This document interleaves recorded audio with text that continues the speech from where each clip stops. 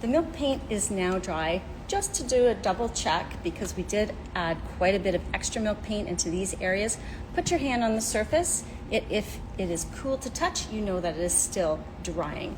But at this point, check this out. We have got so many gorgeous cracks. Doesn't that look like years and years of a buildup of painting? So this is what you get when you apply a little extra thicker milk paint and you use the hairdryer. At this point now, before I apply the beeswax, and just a little bit of an update on what I'm going to be doing, I'm going to be applying the clear wax. I'm going to mix in a little bit of the rose gold, just for that extra hint of sheen. Now, I did practice on this cardboard, and the sheen that I'm left with, look at that. Hopefully you can see. Isn't that a gorgeous sheen? That's what I'm going to be left with applying the wax. Prior to that though, I wanted to highlight this wonderful medallion here. Now I just started in this area simply using the smallest amount of the metallic champagne.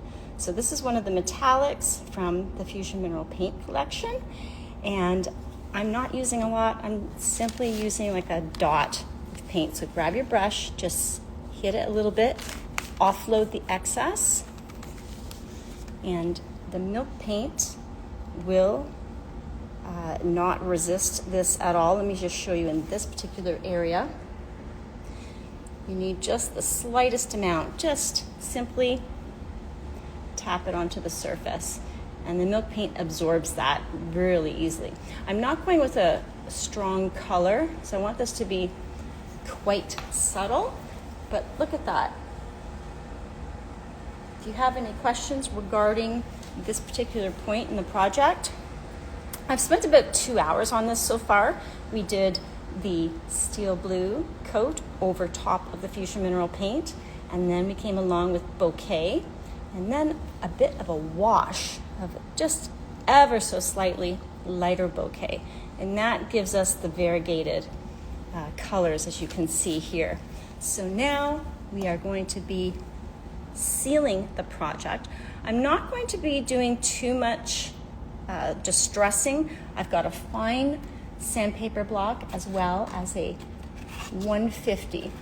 So I don't want to go too heavy of a distress on here. I want to make it just look lightly distressed, so you have full control over that. I can always choose later on, after I've applied the beeswax, to distress it even further. But at this point, I think my little demo, which is cardboard, I want to go for this kind of look. I don't want to go too heavy of a distress.